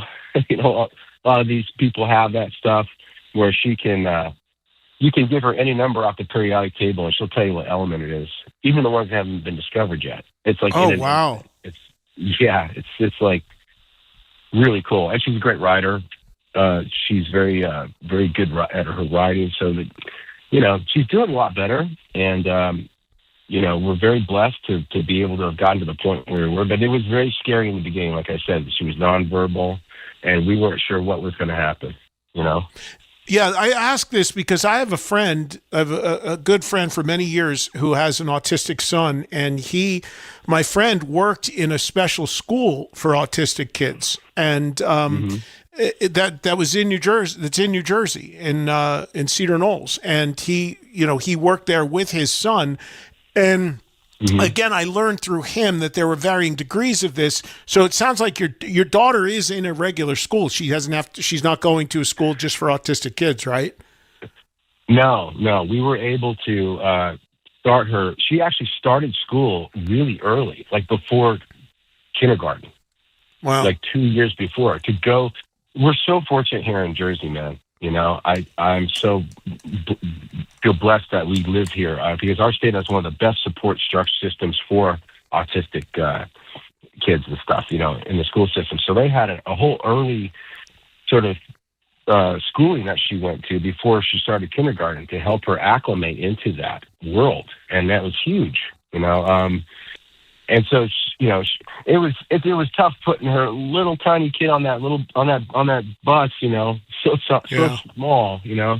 And that first day she was crying and we were crying, but she got used to it, you know, pretty quickly. And then, you know, and then she started down that path. And, you know, kids can be kind of cruel at that age, you know, as they get a little older. And she experienced all that too. And I touch on that in the song. But she sort of developed this sort of inner world, you know, of these characters and things that she kind of made up in her head, you know, to kind of help her cope with that, I think. So she's still kind of struggling with all that stuff. And, but yeah, we are fortunate that she elevated to a high functioning. But I'll tell you something, man, it's heartbreaking too, in a way, because, you know, the old saying, ignorance is bliss, right? My daughter's very aware that she's different and that she's like frustrated about it. You know what I'm saying? And it's almost like, you know, yeah, it tears me up because she knows she's got this going on, but she can't really fix it. At least she hasn't found a way to, you know, there's no fixing. You just cope with it and you figure out a way that you live with it. And there's a lot of, I think, pluses with it. She might not see that yet. But she's very aware, you know what I'm saying? Mm-hmm. And so that's the tough part, you know? And some days you just sit with her, man. It's like she's whatever you want to consider normal to be these days. But she's talking with you like a normal kid. And then other days she stims a lot. That's what a lot of these kids do. She does that thing where she'll just walk back and forth and listen to music or something, and she'll vocalize things. But we've ran our fair share of gamut with medications and stuff, and things to help her with certain aspects of her autism, and that has been an up and down ride. Sometimes you can get bad side effects and things like that. I'm not saying to not try if that's what you people and their doctors want to do, but we definitely had some issues with that, and there was scary at times, but we navigated all that now, and she's doing a lot better. Well, that's great to hear. Let me ask you this: has she heard? I'm assuming you played her the song, right? Oh yeah. What were her thoughts of the song? Well, she got very emotional, you know, when she first heard it when her aunt was singing on it, and she really loved it. Right. So, but yeah, she really got hit with it pretty hard, and you know, hit me hard too to see her reaction and stuff. And she had known that I'd had the song kind of laying around, but when she finally heard the final version, you know, it was pretty heavy, and it was great. You know, it was really great. But you know, she's you know, like we were talking about, she's mainstreamed in regular school. She's doing a lot of great stuff. She's got support. But, you know, she still is who she is, and I think that song just sort of, like, hit her. It's like, wow, this was me growing up, you know? And how are you doing, man? Because, you know, you mentioned this, and you know, for those that don't know or don't recall, you were also in the band Adrenaline Mob, and as you referenced a little earlier, an absolutely horrific accident that took place that you know, you were there in the vehicle, obviously, and two people lost their lives in that horrible, tragic accident. I know David Z being one of them, and I know Paulie, his brother. I help him out every once in a while with some of the charity stuff that he's done in his name. But, you know, how are you doing since all of that? And has there been any further repercussions from that since that accident took place? Well, I'm doing a lot better, but as I mentioned before, I went through a pretty rough patch there for about 6 years. Going through. I had a great therapist. She was awesome and really getting me to confront and sort of deal with the post-traumatic stress disorder that honestly, man, I didn't really realize I had until I started having physical sort of reactions to things like fire. And then I started to get really sort of scared, like, wow, this is a real thing that I'm dealing with. And so it was, when things like that happen, you sort of measure everything out. Like we've been talking about my daughter, and I have a son, and Chris, I have a wife, I have a family. You start to weigh out, is it worth going out on the road anymore? So I was really struggling with all that. I had done some stuff. TSO was great to have me out, but I had a lot of support on those early tours. Mm-hmm. And it was really when I went out with Symphony X in Europe, and the first tour back, like 3 or 4 years after that. And then people were talking like, wow, something's wrong with Russ, something's wrong with Russ. And I was just kind of like a ghostly machine, man. I was there, but I wasn't there. I was sort of like not connected. And then one night in France, I had a show, and it was in Paris, and I just, for some reason, I looked out in the crowd, and someone, I don't remember who it was, but made eye contact with me and just looked at me like, I'm so happy you're here right now. Like beyond just, hey, I'm a fan, listen. Then I noticed there was the next person and the next person, and the whole room was just looking at me like, thank you for being here. We know what you've been through, and then it just like hit me like an epiphany, like, wow. This means a lot to people that I'm out here doing this. And so that kind of helps snap me out of it. But since then, I've worked on, just moving forward. And of course, I miss Dave, I miss Janet, and I remember everything like it was yesterday, and it's always going to be with me. But I think the best thing I can do in their memory, dude, is to do what I'm doing now, is putting a song like this out, that hopefully brings some light to people out there who are on the spectrum. And so that's kind of where I feel I've grown to, And the song is out now. Love Her Like I Do is available is it downloadable? Is it I'm assuming it's on all the streaming outlets and all that? Yeah, it's on everything. Spotify, you can get it, Apple Music, Google, you can get it pretty much everywhere. So. Well, yeah, people should absolutely check it out. I think it's, and again, I think it's important. I mean, I talk to my audience all the time. We're all, we all love, and I love getting on here every day and just nerding out about all the great rock stuff that we all love and celebrate and we're all into. But, there's real life in here too. Just before you came on, I had Damon Johnson and Johnny Van Zant from Skynyrd on, and they made a song in tribute to Gary Rossington, who had passed away. So, it's been the kind of tone of today's show for whatever reason. Yesterday I celebrated Ace Frehley. It would have been his birthday. We lost him. These are all different circumstances. Right. I understand that, but it's important to reflect some time and to remember some of this stuff. And when it comes to health stuff, and you're talking about autism and things like that, I mean, it's really, really important. It unfortunately still affects so many families and so many people. And I'm glad that your daughter's doing well, and I'm glad that you made this song to create some awareness. Well, thanks. Thanks for having me on. And, I'm a rocker like you, man, but we got to do what we got to do, right? We got to get the word out there. And so I'm really proud to be here right now on your show and to have this song and to talk about it. So again, thanks a lot, man. And I'm telling Russ, to your listeners, appreciate you. Yeah, and Russ, to your point, your song.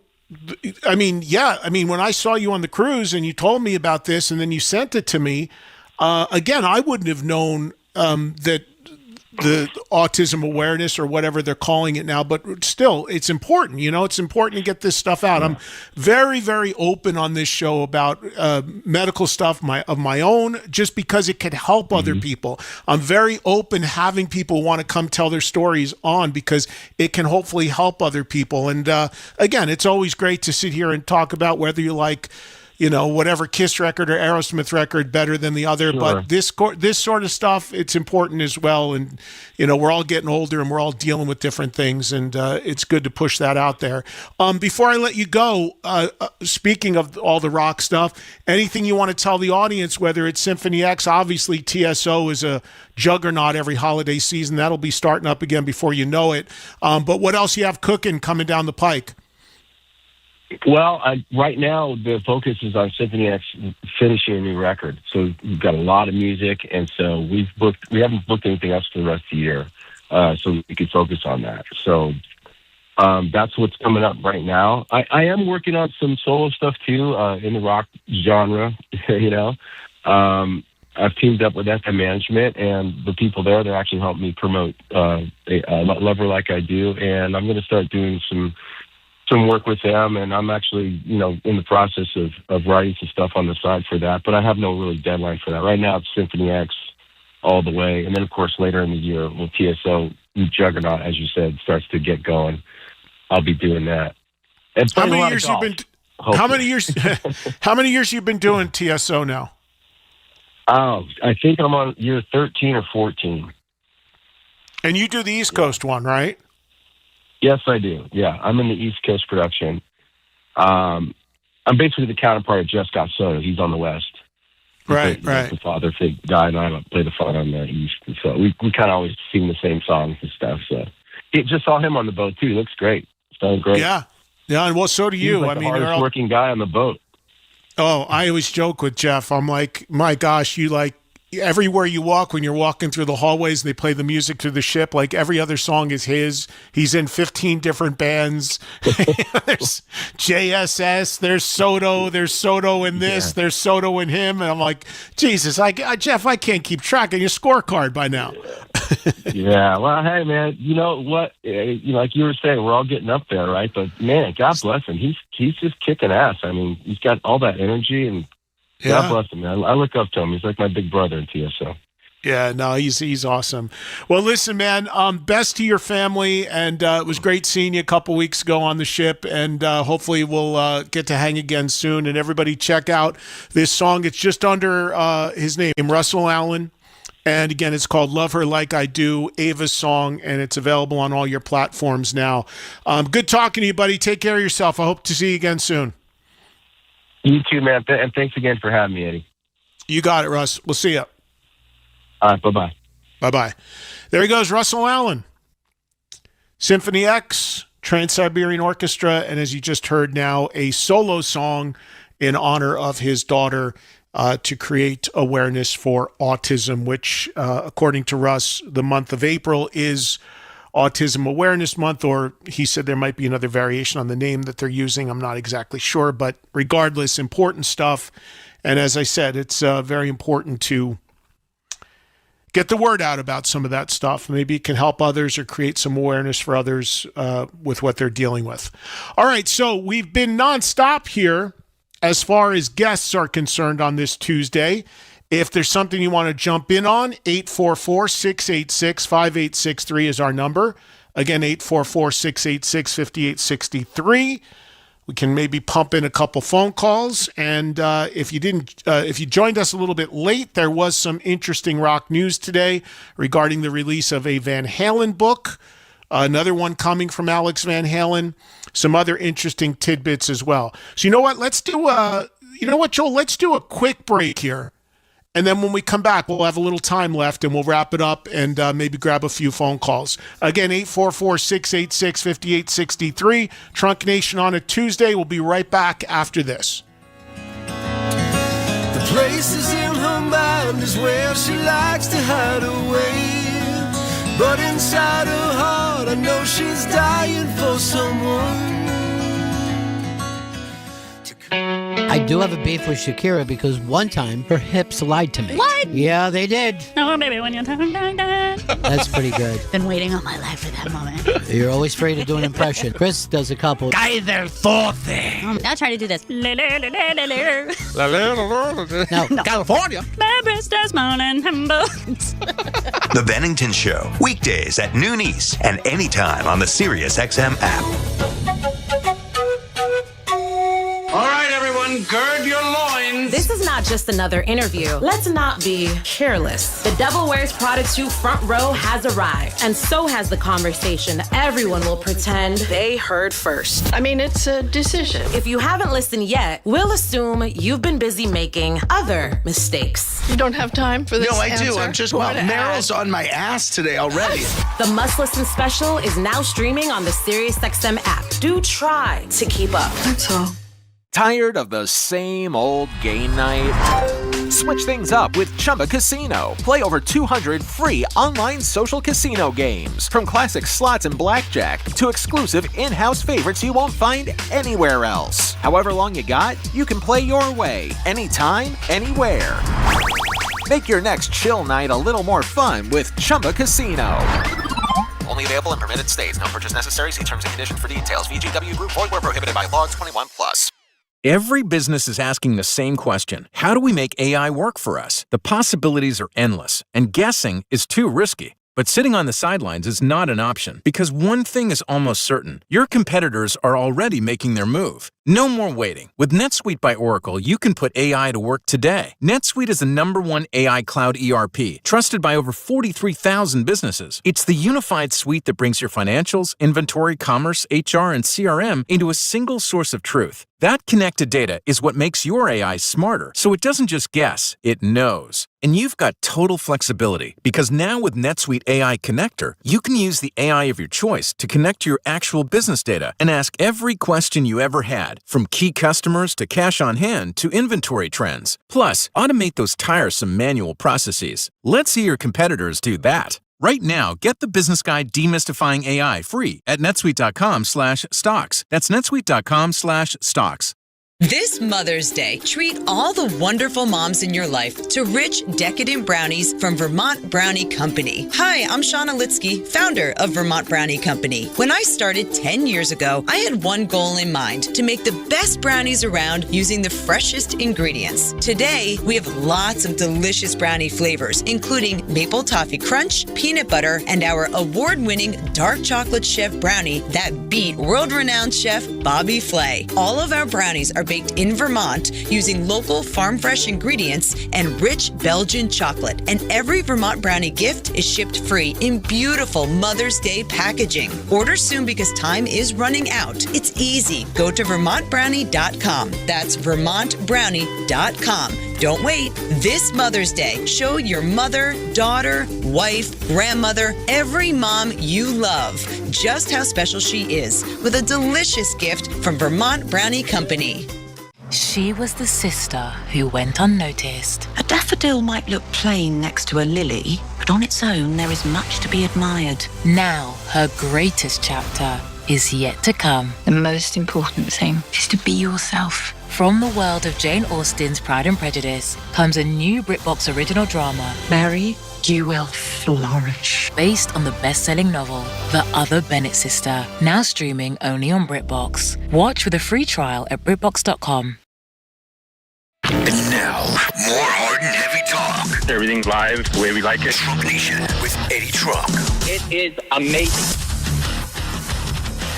All right, we are back and hanging out on a Tuesday here on a very busy Trunk Nation, Faction Talk 103, or live or on demand with the SiriusXM app anytime. Again, if you missed anything, yesterday's remembrance of Ace Frehley on his birthday, any of the shows from the Monsters of Rock cruise, or, of course, just earlier in today's show, Leonard Skinner's Damon Johnson and Johnny Van Zant, or minutes ago, Russell Allen. Again, everything on the app to get caught up.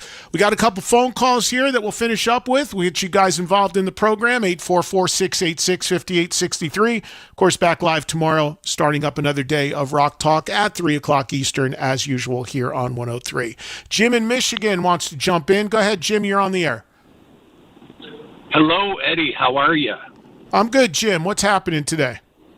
Not much. Happy Tuesday. I loved your show with the Ace Frehley tribute. It was awesome last night. Thank you so much for doing that. Ace is truly missed. Yes, indeed. So you had Damon Johnson on earlier, and that kind of reminded me of the band he used to be in called Slave to the System. I forgot about that one. Yeah, I They never were really awesome. heard that. I never really heard that record. Who else was in that band? Scott Rockenfield, Right. Kelly Gray, and Roman Right. Glick, I think. Who's in Jackal They were now and awesome. was in Brother Kane. I forgot about that. Yeah. Yeah. I haven't heard that album in a while, but I remember it being really, really good. That's too You know, bad Damon's done a lot of things that people maybe don't even realize, and sometimes I even forget. Of course, he was a big part of Black Star Riders. He was in one of the revamped versions of Thin Lizzy. He played with Right. Alice Cooper. I mean, he's been around playing with a lot. I mean, look, this is for him doing Skynyrd. I mean, this is like the that's awesome. cherry on the sundae for him, but he's done a lot more than people realize. Very talented guy. Oh, yeah. He's got a very unique voice, too. Yeah. Very awesome. Yeah. And this new Brother Kane record is really, really good. Yes, I need to check that out for sure, but have another look at the Slave of the System CD when you get a minute. It's pretty incredible. Yeah, you know, and now that I think about it, Jim, I probably even had them on my radio show at the time to promote that. I remember when that came out. Really? And yeah, I mean, back when that first came out, I absolutely would have. Now that you bring it up, I completely remember it. I got to pull that out again when I'm back in Jersey where I got all my CDs. But that's a good call. All right, Jim, thank you. I appreciate it. Thank you, Eddie. Have a good Tuesday. You too. Hey, real quick before I grab another call here, I got some news for you on a pretty big guest for next week on Monday. This is really cool. On Monday, we are going to be joined live by Phil Collins, ladies and gentlemen. I can now announce that. My gosh, Phil Collins has been doing it for decades, and we are going to have him for the first time. I am going to interview him. Now, sometimes I do this and I forget that I've interviewed these people, but I don't think I ever interviewed Phil Collins in my career. I'm pretty sure. I hosted a concert with Phil Collins once, which he'll never remember. It was back in like the early 2000s. I was at VH1 Classic before that metal show. They sent me to introduce him at some semi-private concert. Met him very, very briefly, but I know I never interviewed him. So Phil Collins is going to join us on Monday at the back end of the show at around 4:30 Eastern. We have about 20 minutes with him live. Of course, Phil Collins, and we voted for him as a solo artist going into the Rock and Roll Hall of Fame. Long overdue. And finally, you know, getting in there for his solo work. He was already in with Genesis, but going in for his solo work. So very excited by that. My gosh, when I worked in a record store, I sold his records by the boatloads. All those huge solo hits. So we can now announce Phil Collins live on the show on Monday. Here's Dr. Joe in Albany, New York. What's going on, Dr. Joe? Hey, Eddie. Yes, I'm a kidney doctor here in Albany, New York. Also a big Kiss and Ace fan, and also a guitar player. So a few weeks ago, I saw that Quarantine was playing in the area just outside of Albany, New York, but I actually opted to go to a show in Rome, New York, where the Ace Frehley band was opening up for Quarantine. So I had my fiance come out with me. I wasn't sure if she was going to be into it. She's been to some Kiss shows with me on the farewell tour and so forth. So we went, and I have to say the Ace Frehley band totally rocked it. Nothing against Quarantine. Loved the 80s Kiss duo. The sound was perfection, but the heart and soul that came out of the Ace Frehley band, I think it might have been their first show getting back together in Rome, New York. And just one last thing. I don't know. I called a few months ago and asked you about Space Frehley, guy out of Pittsburgh who's really getting some momentum. Bruce Kulick acknowledged him. Just wondering your take on, Ace Frehley band, Quarantine, Space Frehley, keeping the name alive, and happy birthday to Ace. And thank you for what you do. Hey, Dr. Joe, you still there? Yeah, I'm here. One question, as a doctor, as a kidney doctor, what's the number one best thing we can do to keep our kidneys healthy? What should everybody do? Stay well hydrated. That's really important. And probably the worst thing is popping a lot of Advil or Motrin after a night of drinking. That's like a double whammy to your kidneys. So you really want to stay well hydrated and be cautious with any of those NSAIDs, Advil, Motrin, Aleve, particularly like in that hangover phase. So that's probably the best advice. How about a low dose aspirin every night? Is that a problem or no? Not a problem at all. Not a problem at all. And I drink a ton of water, but I drink a lot of unsweetened black iced tea. Is that a problem? That's not a problem unless some people if they form kidney stones, sometimes the black tea can increase the risk. But if you're not a stone former, it's fine, and there's no calories in black tea. So that's why I drink it. Yeah, with no sweetener. All right, and some lemon. I'm good. All right, thank you, Dr. Joe. Appreciate it. Always appreciate some medical advice. Thank you, buddy. And I don't. When it comes to any kind of tribute, Joe, as I've said before, I have no problem with anybody doing tributes to anybody or anything, as long as it's done respectfully, as long as it's coming from the right place. I got no problem with it. Keeps the music alive, and sadly, these people are no longer with us. Look, you can make the case Leonard Skinner and Foreigner going out on tour this summer. That's a case where there's no original members in either of those bands. So if it's done right and respectfully, I'm cool with it at whatever level. Thank you, everybody. Thank you to all our great guests today. Back live tomorrow, 3 Eastern, to do it again.